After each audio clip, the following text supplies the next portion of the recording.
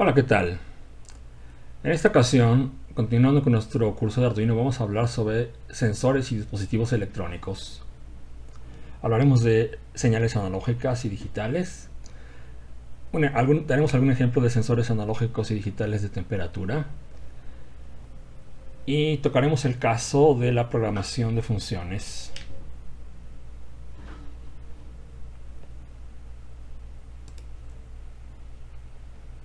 Primero hablaremos de señales analógicas y digitales. Para entender un poco el proceso de conversión de una señal analógica a digital y familiarizarse con la idea y la diferencia entre señal analógica y digital, los invito a que vean mi video titulado Señal analógica contra señal digital en este mismo canal de YouTube.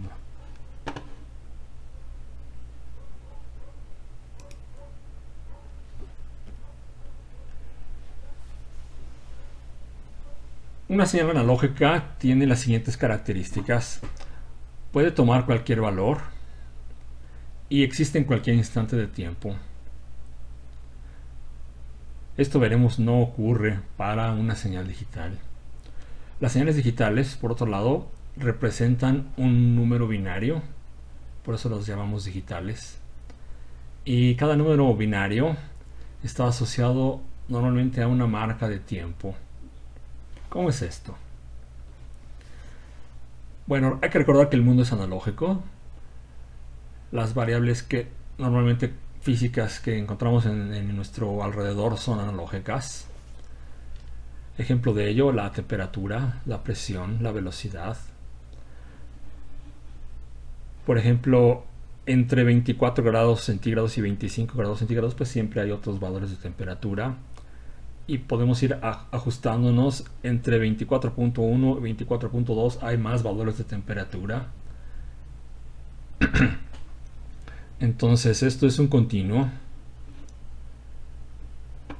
Y se cumple entonces que entre dos puntos cualesquiera de una señal analógica existe otro punto.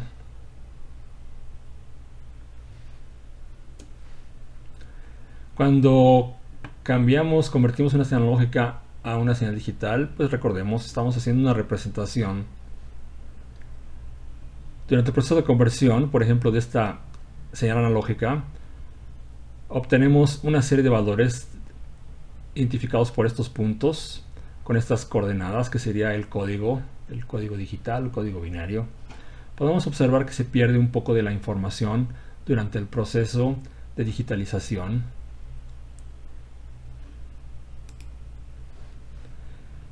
Y una vez que tenemos nuestros datos, bueno, hay un límite a partir del cual ya no existe otro valor posible entre dos puntos. Por ejemplo, fijémonos en este caso, entre esos dos valores que reciben el código 10 y el 11, ya no hay otro valor posible, porque recordemos que estos son números binarios. Ahora bien, tampoco hay valores intermedios entre este y este que fueron tomados en instantes distintos. Normalmente están separados por una distancia igual de tiempo. Entonces decidimos tomar un dato de la señal analógica en este instante y luego esperarnos un momento y tomar otra muestra de la señal analógica, otro valor en este otro instante. Toda la información entre estos dos instantes de tiempo se ha perdido durante nuestro proceso de conversión a una señal digital. Ahora veamos qué pasó acá. En esta otra rejilla ya tengo otra división entre estos dos últimos puntos a los que estaba yo haciendo referencia. ¿Qué pasó? Bueno, a todos los códigos les aumenté un dígito. Esto quiere decir que incrementé la resolución. Entonces tengo más dígitos para codificar cada uno de los posibles valores del mundo analógico. Y bueno, en este caso, pues ya puedo tener otro valor entre estos dos previos. Para llegar a empatar, aquí ocurre algo muy interesante. Para llegar a empatar una señal analógica, pues tendría que tener prácticamente una resolución infinita, es decir, aumentar la cantidad de bits con los que codifico la información. Y como no puedo tener una cantidad infinita de datos, entonces siempre hay un límite. además de otros límites de tipo práctico.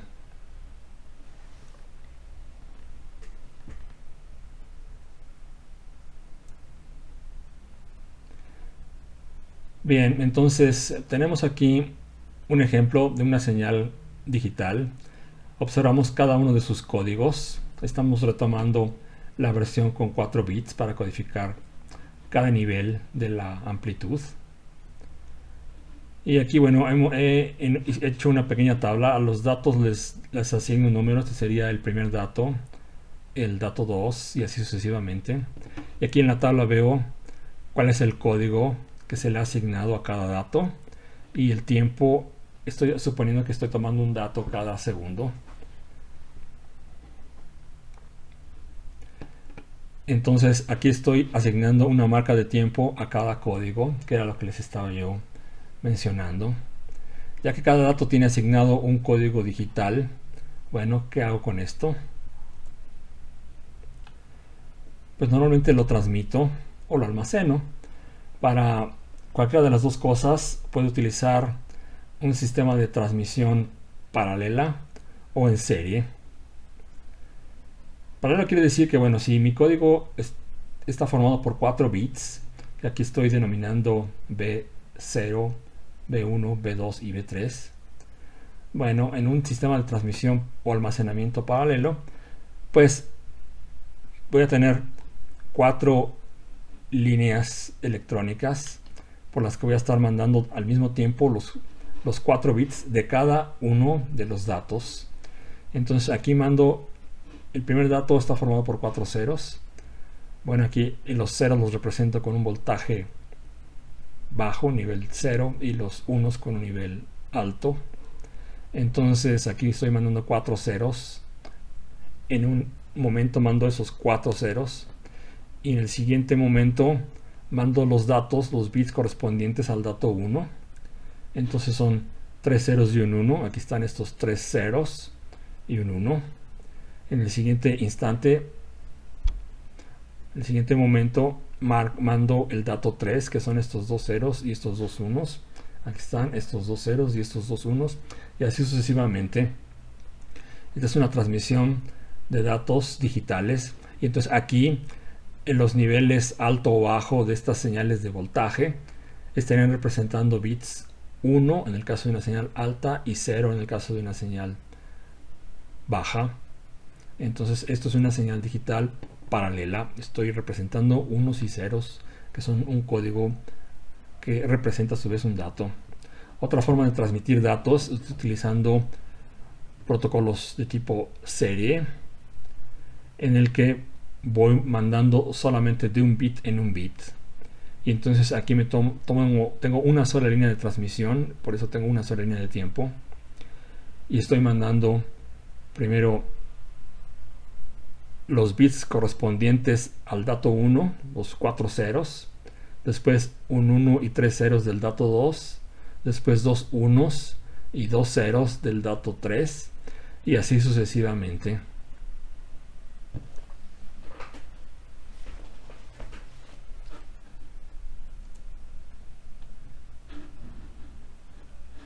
Ahora hablaremos de un ejemplo de sensor analógico de temperatura. Uno muy común es el sensor de temperatura integrado LM35. Es un dispositivo pequeño de 3 terminales. Tiene el mismo tamaño que algunos transistores. Y para funcionar requiere una alimentación de 4 a 30 volts de corriente directa.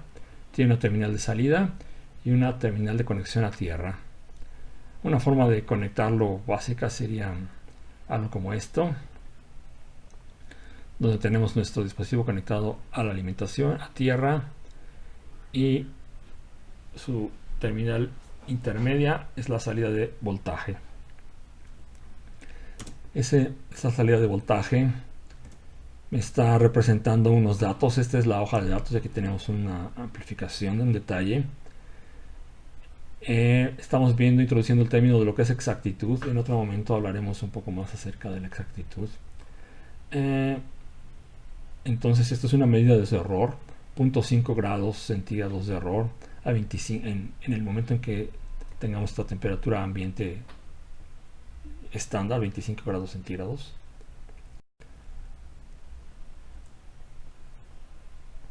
La exactitud del sensor puede variar. Algunos fabricantes nos presentan este tipo de curvas de cómo varía la exactitud con respecto a la temperatura. Entonces podemos ver la diferencia entre dos dispositivos de diferente familia. Estas letras que complementan la matrícula representan características especiales. En este caso el error están asociadas a los diferentes tipos de error. El DZ es más barato y aquí lo tenemos, es esta curva. Aquí es el error que puede llegar a 2 grados centígrados. Y el CA es más caro, 445. Aquí está, su error si es de 0.5, aunque puede llegar a 1.5, perdón, y a 1 grado centígrado.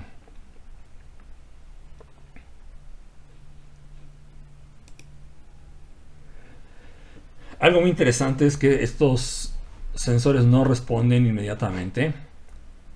Aquí vemos una pequeña fotografía del dispositivo que les he estado platicando, el LM35, y ahí se ve la matrícula DZ.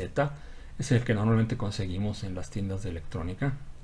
Este tipo de encapsulado se llama TO92. Y bien, aquí observamos la curva de respuesta en el tiempo. Cuánto tiempo tarda en estabilizarse el valor que nos entrega. Llegar a un 100%. En el caso de que tengamos aire estático, sin movimiento. Y en los casos en el que tenemos el sensor introducido en un tanque de aceite al cual estamos agitando. Este es otro tipo de encapsulado, es un encapsulado metálico. Entonces, si han sido observadores, se fijaron algo muy interesante, y es que la escala de tiempo está en minutos. Si es correcto, esto puede tardar de 3 a 4 minutos en estabilizarse. Esto es algo que hay que tomar en cuenta cuando hagamos experimentos de medición de temperatura. ¿Cuál es el tiempo que tarda en estabilizarse la lectura de nuestro sensor? Estos son de los sensores más lentos, debo decir. Y bueno, una pequeña tabla de sus parámetros. Este sensor permite medir temperaturas entre 0 y 100 grados centígrados. La exactitud típica es la que aparece aquí, y en el peor caso, más o menos 2 grados centígrados. Las ventajas de este pequeño sensor es que su operación es lineal, es decir, me va a entregar un voltaje que es proporcional a la temperatura, y su bajo costo, por ahí de los 35-40 pesos.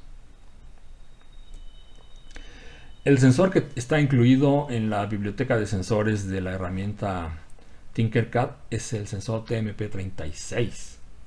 Este es un sensor que aparentemente no se puede conseguir en el mercado nacional, y su funcionamiento es un poquito más complicado, pero es más versátil porque permite medir intervalos de temperatura bajo cero, desde menos 40 hasta más 125.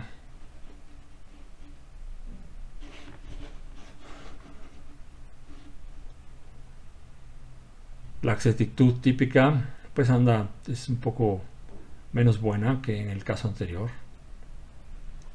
También tiene una operación lineal. La ventaja es la que les platicaba, que puede medir temperaturas bajo cero. El costo puede ser, el problema es que no está disponible en México, habría que importarlo. Aquí hay otro, normalmente la velocidad de respuesta no la mencionan todos los fabricantes, pero aquí hay otro ejemplo, otro sensor de temperatura, el M335, donde nos establece que su constante de tiempo es una medida de la velocidad de respuesta, es de 80 segundos. Normalmente se considera que la respuesta se ha estabilizado después de 4 o 5 veces la constante de tiempo. Y esto es a lo que yo me refería cuando decía que la operación es lineal. Se ve que es perfectamente proporcional. Si la temperatura aumenta 10 grados centígrados, el voltaje de salida que presenta el sensor es de 10 milivolts. Si aumento otros 10 grados la temperatura, pues aumenta otros 100 milivolts el voltaje a la salida.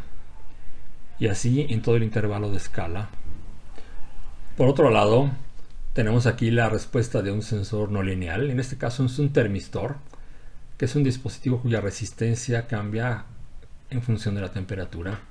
Y aquí observamos la curva no lineal, que quiere decir que a incrementos iguales de temperatura no tenemos variaciones iguales de resistencia. Este tipo de dispositivos son baratos, responden muy rápido y son los que se utilizan en los termómetros clínicos electrónicos.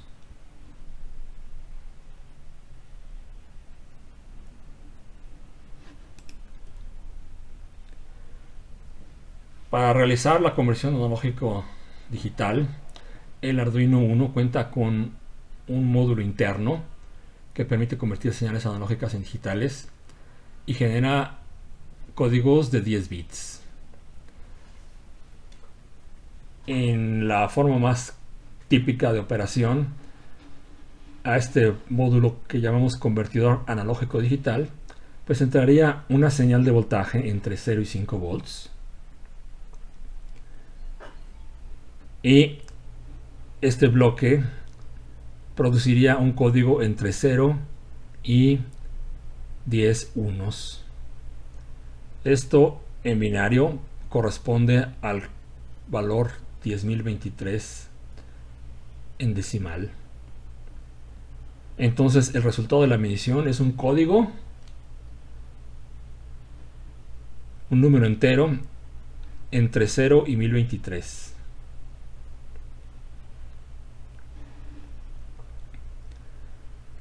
¿Qué representa cada código en términos de voltajes? Algo que vamos a explicar a continuación. Primero, hagamos esta analogía. Bueno, en general, el proceso de medición es un proceso de comparación. Entonces, nuestro convertidor analógico digital lo podemos representar así, como si fuera una regla. Una regla que está dividida tiene 1024 marcas. Y entonces podemos tener desde la 0 hasta la marca 1023. El voltaje a la entrada pues tiene un cierto tamaño, y pues lo venimos con nuestra regla y decimos, pues este voltaje mide 500 rayitas, o este otro voltaje mide 762 rayitas. Entonces básicamente esto es el código que nos está entregando el convertidor analógico digital, un número de cuentas tales que representan el tamaño del voltaje que está recibiendo.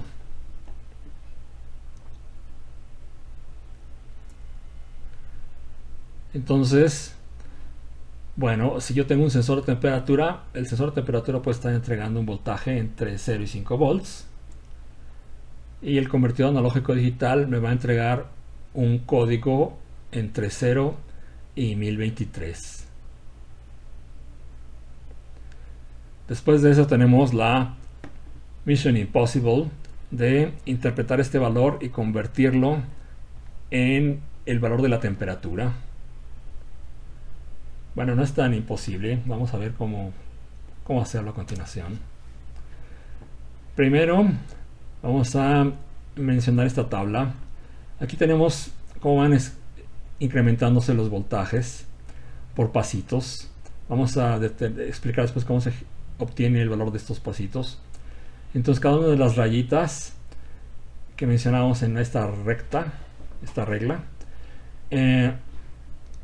equivalen aproximadamente a 4.88 milivolts. Es decir, tengo una serie de escaloncitos de voltaje y a partir de cada uno de ellos obtengo un código distinto que sigue esta progresión desde todos ceros a 10 unos. Y esto tiene un equivalente decimal de 0 al 1023. ¿Cómo obtengo yo ese dato de 0 a 1023? Utilizo la función analog read, y entre paréntesis indico en qué pin de entrada analógica está conectada mi señal. Ahora bien, aquí me resta interpretar este código. O sea, hay información codificada. Este código me representa una cierta temperatura. ¿Cómo descifrar ese código? Bueno, primero recordemos que los posibles voltajes de entrada son entre 0 y 5 volts. Los posibles códigos que me genera el convertidor analógico digital son entre el 0 y el 1023. Entonces, lo que hago primero es definir un factor de escala, es decir, cada paso de esta regla que les mostraba, que les platicaba yo, cada marca, a qué factor de escala corresponde. Cada división de aquella regla, cada división, a cuánto voltaje equivale. Entonces, eso se obtiene con esta expresión. Factor de escala sería el intervalo de voltaje entre el número de divisiones. Tengo 1024 divisiones, que es el equivalente de utilizar la potencia, de elevar 2 a la décima potencia. 2 porque estoy usando codificación binaria y 10 porque tengo 10 bits como resultado. Entonces tengo aquí 1024 y la división me da aproximadamente 4.88 milivolts. Y esto es lo que yo puedo denominar como factor de escala. Esta va a ser la clave para decodificar el valor del sensor.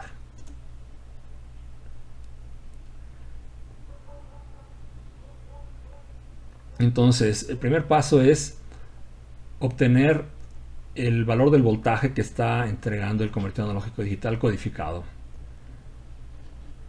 ¿Cómo lo haría? Usaría estas instrucciones. Hablábamos de la instrucción analog read y entre paréntesis el pin donde tengo la señal analógica. Estos pines pueden ser cualquiera de estos que están del lado de la tarjeta que dice analog in y que están numerados del A0 al A5. Entonces aquí en lugar de pin sensor puedo poner A0 a A5. Valor sensor debe ser una variable de tipo entera para que pueda almacenar los 10 bits del resultado de la conversión. Recuerden que las variables enteras pueden almacenar datos de hasta 16 bits. Luego calcule el factor de escala. Habíamos dicho que eran 5000 milivolts y luego entre 1024. Ahora esto me va a dar un número con decimales, es decir, un valor en punto flotante. Entonces aquí factor de escala tiene que ser una variable de punto flotante. Y bueno, aquí hay un detalle muy interesante. Tenemos este 1024 y le añadimos el punto 0. Sí, esto suena un poco extraño, el punto 0.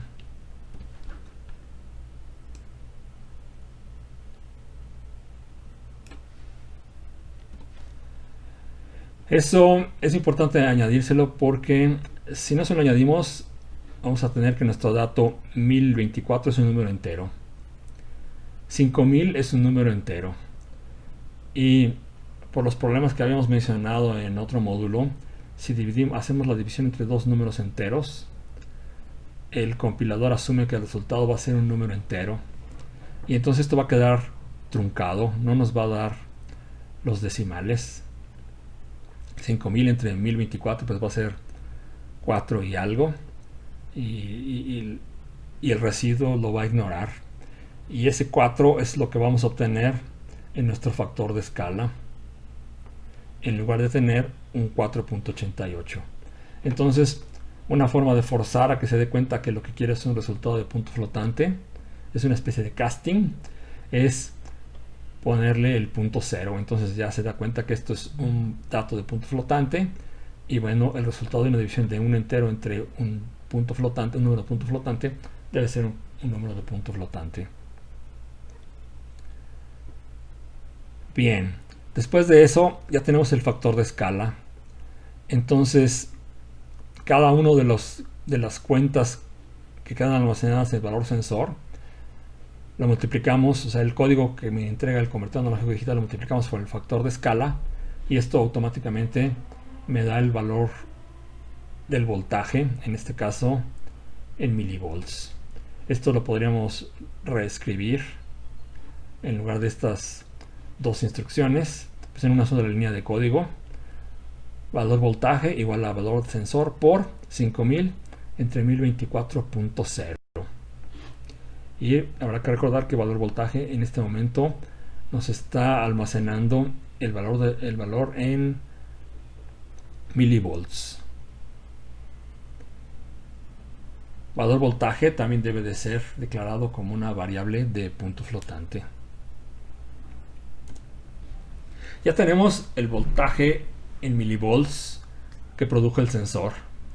Todavía falta convertirlo a temperatura. Para eso utilizamos el factor de escala del sensor. Este es un dato que aparece en las hojas de datos.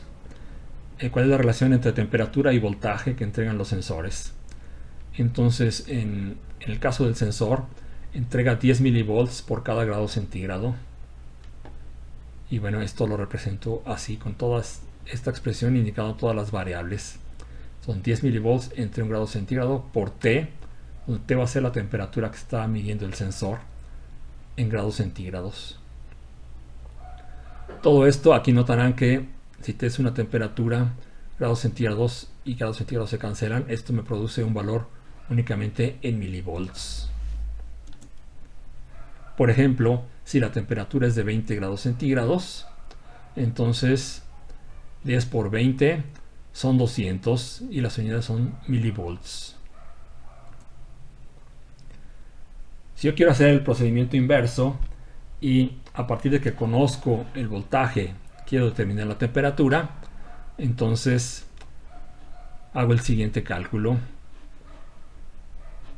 Despejo de esta expresión, de esta ecuación T, y lo que obtengo es que tengo que hacer un producto de voltaje, el voltaje del que me está entregando el sensor, por 1 entre 10. Y esto me va a dar un resultado en grados centígrados. Subrayando que en este caso voltaje tiene que estar en milivolts para que corresponda aquí con las unidades de este factor de conversión.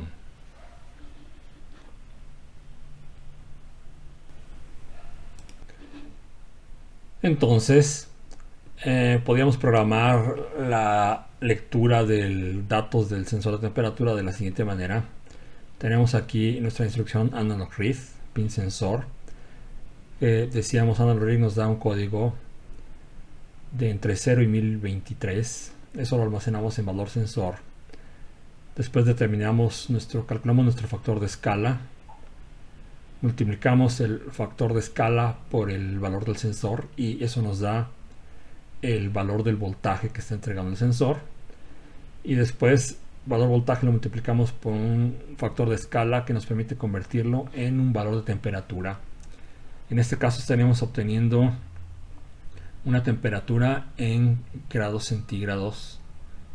Temperatura también tendría que ser una variable de punto flotante.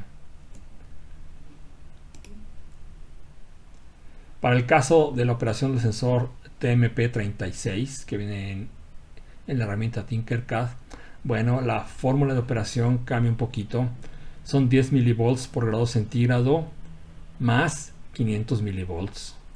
Estos 500 milivolts me permiten producir voltajes positivos aún para casos en los que la temperatura toma valores bajo cero.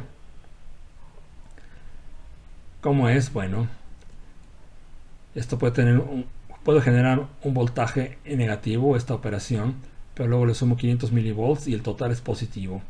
¿Por qué es importante que el voltaje del sensor sea positivo?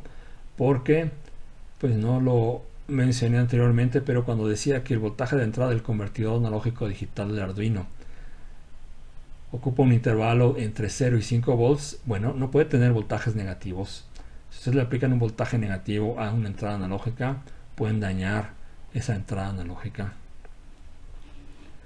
Y bueno, repitiendo el caso de los 20 grados centígrados, el ejemplo de los 20 grados centígrados, en lugar de generar 200 milivolts, pues ahora le estoy sumando 500 milivolts y genera 700. Entonces, para convertir estos 700 milivolts en una temperatura, pues tengo que restarle primero los 500 milivolts. Y entonces es lo que se ve en esta expresión, que se deriva de la primera, simplemente despejo la temperatura. Entonces, para obtener la temperatura, primero tengo que saber qué voltaje medí en milivolts, restarle 500 milivolts, multiplicarlo por este factor de escala, 1 entre 10, y de esta manera, de forma abreviada, tengo esta expresión, voltaje menos 500 milivolts entre 10, y esto me va a dar la temperatura en grados centígrados, nuevamente recordando que voltaje debe estar en milivolts. Ahora bien, para hacer un ejercicio, una actividad, podemos armar este circuito. Tenemos aquí nuestro sensor de temperatura y vamos a conectar un LED.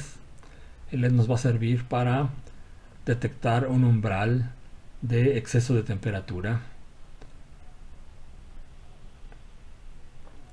Es decir, podemos tener un programa que, dependiendo de la temperatura que esté detectando el sensor, si se sobrepasa cierto umbral, entonces se prende el LED para indicarnos una especie de alerta de sobretemperatura. Aquí se aprecia un detalle de cómo está conectado el sensor. Tiene una cara plana. Esa cara plana va hacia el frente y nos da una idea de la distribución de las terminales. Del lado izquierdo va a estar la terminal positiva, del lado derecho la tierra y en el centro la salida analógica. Observen aquí que la salida analógica está conectada al canal A0 de nuestro convertidor. Por otro lado, la conexión del LED es una conexión estándar que ya hemos manejado. Tenemos aquí el programa para el sensor LM35. Inicialmente definimos tres constantes, una para el pin del sensor A0, una para el pin del LED, el número 7, y una para el umbral, serían 28 grados centígrados. Nuestra variable para guardar el resultado de la conversión analógico digital de tipo entero. Nuestra variable para almacenar el cálculo de la temperatura de punto flotante. En la sección de setup declaramos el pin LED como salida. No es necesario declarar el pin analógico como entrada porque los pines analógicos solo funcionan como entrada. En el programa principal tenemos el código que ya habíamos comentado. Primero leemos el valor del sensor. Analog read nos da un dato entre 0 y 1023 y lo almacenamos en valor sensor. Ese dato entre 0 y 1023 lo convertimos a milivolts con esta expresión. Y después el valor milivolts al dividirlo entre 10 nos da automáticamente la temperatura en grados centígrados. Después entramos a una parte del código donde comparamos usando la sentencia de control if. Entonces hacemos la comparación. Si la temperatura es mayor que el umbral, el LED se enciende, y en caso de que no, el LED se apaga. Esperamos un segundo y el procedimiento se repite, es decir, un segundo después vuelvo a leer la temperatura del sensor y vuelvo a decidir si se debe o no prender el LED.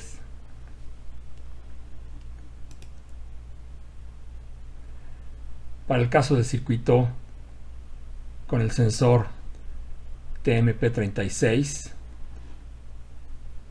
tenemos esta expresión.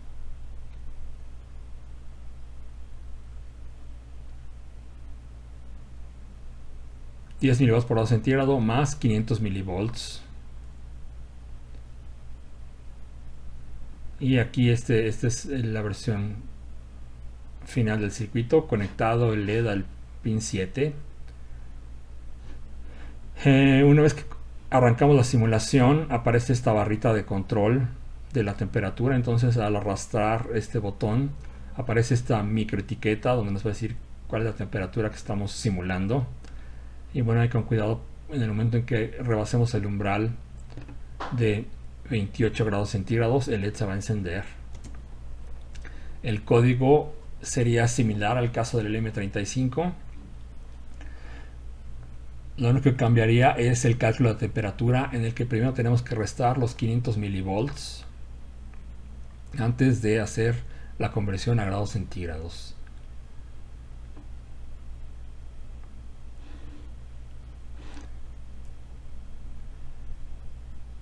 Lo que estamos haciendo es simplemente para recordar la sentencia de control if-else. Preguntamos si la temperatura es mayor que el umbral, ejecutamos una o varias instrucciones, y si no, ejecutamos otra instrucción. El formato de codificación es este: si se cumple la condición, se ejecutan las instrucciones entre las llaves, y si no, se ejecutan estas otras. En formato de diagrama de flujo, se pregunta por la condición, si se cumplen, se ejecutan las instrucciones 1, 2 y 3, y si no se cumple, se ejecutan las instrucciones A, B y C.